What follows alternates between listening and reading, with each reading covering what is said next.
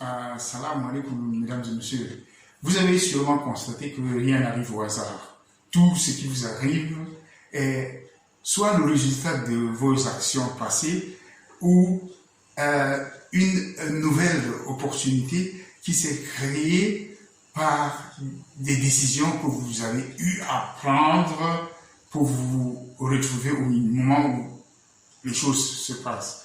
Ça veut dire que quelquefois, il faut juste utiliser de votre libre arbitre pour prendre les vraies décisions.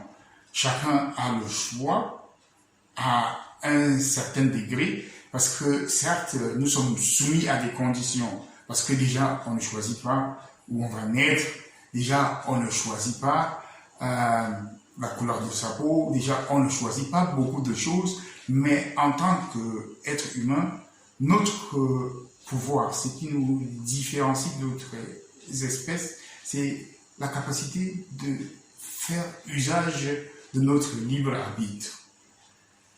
Nous devons, chaque fois quand nous nous retrouvons dans des situations difficiles, savoir que c'est par cette situation que nous avons des opportunités de nous recréer.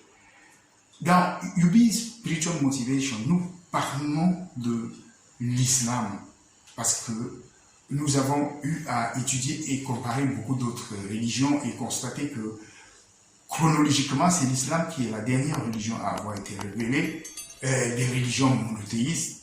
Et en plus, l'islam est la seule religion qui mentionne toutes les autres religions dans ses livres.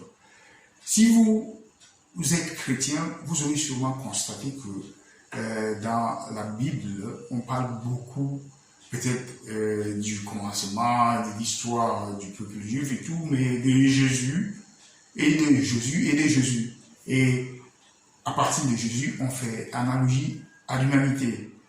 Si vous avez lu la Torah, vous allez voir qu'on parle des diverses migrations du peuple juif et des prophètes que Dieu a envoyés aux Juifs pour leur enseigner le monothéisme, qui est d'ailleurs la caractéristique principale de l'islam. Et si vous êtes musulman, vous allez constater que dans le Coran, on s'adresse à l'humanité. Chaque fois, on parle de l'humanité. Ya ayyuhal nas, you mankind, l'humanité, toi, l'humanité. On s'adresse à l'humanité. On ne s'adresse pas à un peuple, on ne s'adresse pas au peuple arabe, on ne s'adresse pas à une race quelconque, mais on s'adresse à l'humanité. C'est déjà cela que nous avons utilisé pour manifester le caractère universel de l'islam à partir du Coran, et par le fait que, malgré que c'est sous forme de critiques parfois, on y mentionne toutes les autres religions, en fait toutes les autres religions monothéistes.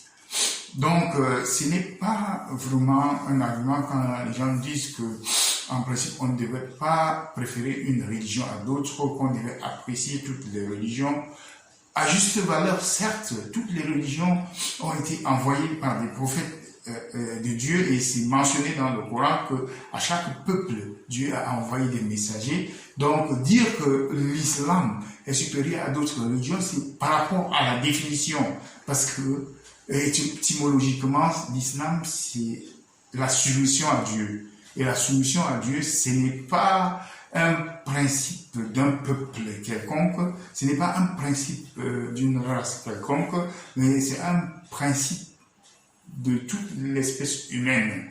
Donc, en principe, les gens devraient ne pas considérer cela comme un manque de tolérance, parce que beaucoup nous ont critiqué en disant que celui qui favorise une religion au détriment des autres n'est pas tolérant. Mais en principe, est-ce que si quelque chose est meilleur que d'autres, vous ne devez plus dire juste pour ne pas juste pour paraître tolérant?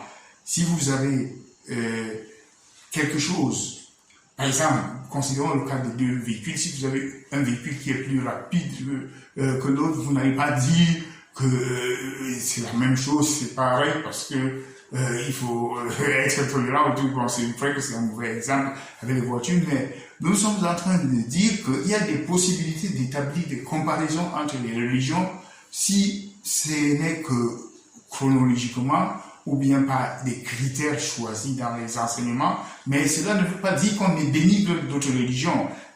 La preuve en est que dans le Coran, on dit que ceux qui font des bonnes œuvres appartenant à n'importe quelle religion, ce sont les gens de Dieu. Parce que c'est par les œuvres que vous distinguez les croyants.